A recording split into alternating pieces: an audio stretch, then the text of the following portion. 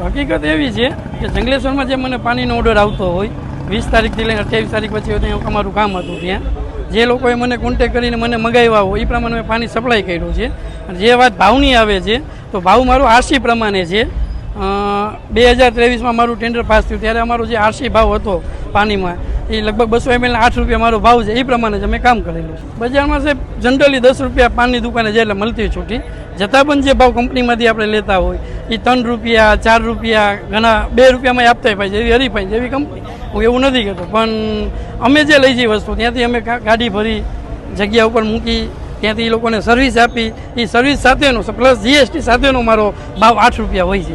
હા, એટલે મારો કોન્ટ્રાક્ટ પતી ગયો હતો, પણ ટેન્ડરના નિયમ પ્રમાણે એમાં લખેલું હોય છે જ્યાં સુધી નવી કંપની ન જાય, નવું ટેન્ડર ન બને ત્યાં સુધી ફરજિયાત તમારે સર્વિસ દેવી પડે.